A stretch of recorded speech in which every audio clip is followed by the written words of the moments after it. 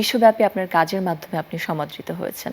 আমরা যদি বিবিসির কথা বলি সেখানেও আপনাকে নিয়ে একটি দারুণ রিপোর্ট হয়েছে। বর্তমান বাংলাদেশের কথা যদি আমরা বলি, এই পারফরম্যান্স আর্টটাকে নিয়ে যারা কাজ করতে আগ্রহী তাদের জন্য আপনার বর্তমান কার্যক্রম সম্পর্কে একটু জানতে চাই। প্রথমত বাংলাদেশে একটা পরিপ্রেক্ষিত তৈরি হওয়া উচিত বলে আমি মনে করি যে শিল্পী বলি বা যারা যে কোনো মিডিয়ার শিল্পী হতে পারে, সেটা গানের হতে পারে, অভিনয় শিল্পী হতে পারে, ভিজুয়াল আর্টিস্ট হতে পারে।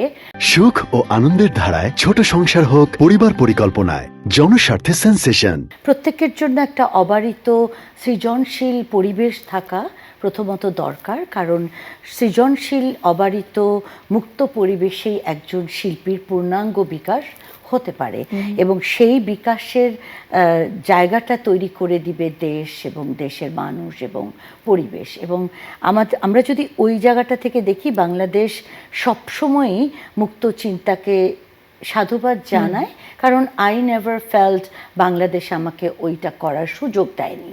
তো যে কারণে আরেকটা কি, আমরা সবসময় সুযোগের অপেক্ষায় থাকি, সুযোগ করে নিতে হয়। হ্যাঁ, তো সাহসের কথা যেটা আপনি বলছেন, যে আমি মনে করি সাহসটা প্রথমে আমার মধ্যে আসতে হবে, তখনই তো আমি সমাজকে জাগাতে পারবো, বা যেই জায়গাকে আমি আইডেন্টিফাই করতে চাই এখানে আমাদের একটু সাহসের অভাব আছে ভাবি, সেখানে আমরা নাড়া দিতে পারবো। শিল্পীরা সমাজের ধারক এবং বাহক, যুগ যুগ থেকে প্রমাণিত হয়েছে। আমাদের দেশের ইতিহাস আমরা যদি দেখি, 52, 71, জুলাই, সবসময় আমরা দেখেছি শিল্পীরা অগ্রগণ্য, এবং তাদেরকে ঘিরেই কিন্তু আমরা আজকের বাংলাদেশ, স্পেশালি বাংলাদেশে যারা এখন কিশোর তরুণ, তাদের মধ্যে এত ক্রিয়েটিভিটি, বিকজ বাংলাদেশ একটা দেশ যেখানে সেখানে ক্রিয়েটিভিটি। আমি মাঝে মাঝে আমার বাইরে থেকে যখন বন্ধুরা আসে বা কিউরেটর আসে, তারা রাস্তা দিয়ে হাঁটার সময় বলে যে তুমি এখানে এখানে কি আর্ট ছড়িয়ে আছে, মানে আর্ট কিভাবে করো। হ্যাঁ, তো আসলে বাংলাদেশে করার কিছু নাই, সব কিছু হয়েই আছে, আমরা শুধু কিউরেশনের মাধ্যমে জিনিসটা দেখতে পারি। হ্যাঁ, সো যখন আমরা ইয়াংদেরকে, আমি যেটা বলতে চাই, ওদের প্রচণ্ড সাহস থাকতে হবে।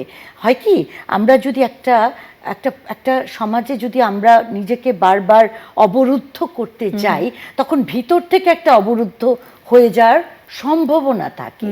তো আমার মতে যদি আমরা অ্যাওয়েকিনের মাধ্যমে আমরা যদি খুব সজাগ থাকি যে অবরুদ্ধ যাতে আমাকে কিছু না করতে পারে, সেক্ষেত্রে আমার মনে হয় ইয়াংদেরকে অনেক বেশি যদি তাদের সাহস দিতে পারি, এবং ওরা যদি অবারিতভাবে বেরিয়ে যেতে পারে, যেটা আমরা 24-এ দেখেছি, আর জেনজিরা দেখাচ্ছে যে ওরা কত নতুন নতুন কাজ তৈরি করছে। হ্যাঁ, এখন আর আর্ট 4টা ক্যানভাসে মধ্যে নেই। সো এটা হয়ে গেছে বডি আর্ট, এটা হয়েছে ইনস্টলেশন, পোশাকও এক ধরনের আর্ট। এখন বলে ফুড ডিপ্লোম্যাসি, মানে ফুড কিন্তু একটা কুলিনারি কালচার। সো আমাদের দেশের এত রকম ফুড আমরা যদি বিভিন্নভাবে রিপ্রেজেন্টেশন করি, তাহলে ওটাও একটা আর্টের জায়গায় যেতে পারে। সো আমার মতে যে শিল্পীরা পরীক্ষা নিরীক্ষা করুক। আমি 25 বছর পরীক্ষা নিরীক্ষা করছি। টু বি অনেস্ট, মাঝে মাঝে আমার লাইফও মনে হয় এটা একটা এক্সপেরিমেন্ট, কারণ আমি খুব এক্সপেরিমেন্ট করি আমার লাইফকে নিয়ে।